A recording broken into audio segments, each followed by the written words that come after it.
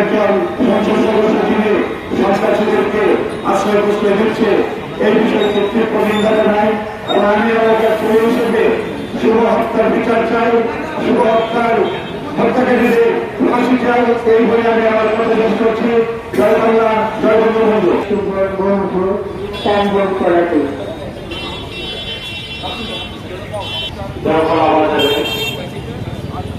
অপরিচিত সন্ত্রাসী হামলা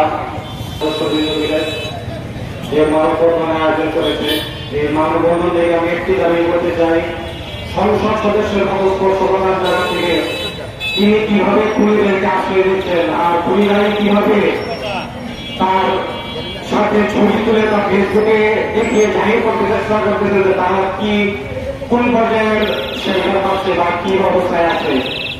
আমি এই বিষয় নিয়ে খুবই সংশয় প্রকাশ করছি এবং আমি প্রশাসন এবং যারা আওয়ামী রাজনীতির সাথে জড়িত নীতি নির্ধারক মহল আছে সবার কাছে জোর দাবি জানাচ্ছি এই বিষয়টাকে সঠিকভাবে তদন্ত করে খুনিদেরকে যত তাড়াতাড়ি সম্ভব আইনের আওতায় এনে শাস্তি ব্যবস্থা করার জন্য। এলাকার ছোট ভাই, বড় ভাই এবং মা বোনেরা, আজকে আমরা এমন একটি স্পর্শকাতর বিষয় নিয়ে আজকে আমাদের মানববন্ধন সমাবেশ করতে হচ্ছে, যেটা অত্যন্ত শুভ এমন একটি ছেলের জন্য আজকে আমরা আমাদের অত্যন্ত আদরের এলাকার একটি ভদ্র একটি ছেলে, আমাদের ছোট ভাই, আমার প্রতিবেশী আক্তারুল আলম শুভ। জানা গেছে এই আক্তারুল আলম শুভকে যারা হত্যা করেছে তারা ফুলবাড়িয়া সংসদ সদস্যের অত্যন্ত আস্থাভাজন কাছের মানুষজন। একটা কথা মনে রাখবেন, আপনারা যত উপর মহলে হন না কেন, উপরটা যতই হোক, একদিন না একদিন এই হত্যাকাণ্ডের বিচার এই ময়মনসিংহের মাটিতে হবেই হবে। অন্যথায় আমরা এই বিচার সম্পন্ন না হওয়া পর্যন্ত আমরা ঘরে ফিরে যাব না।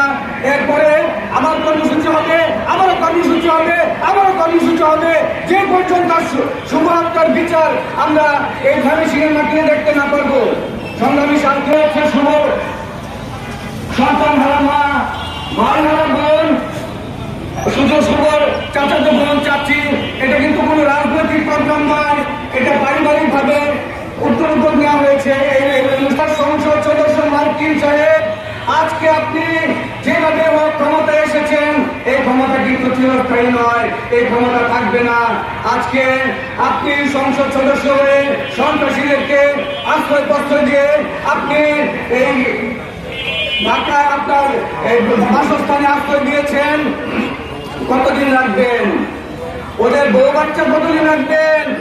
ওদের সংসার নিয়ে আপনার বাসভবনে কতদিন রাখবেন? পারবেন না। একদিন না একদিন এদেরকে আপনার ঘর ছাড়া করতে হবে এবং এই শুভ হত্যাকাণ্ডের বিচার হবেই হবে ইনশাআল্লাহ।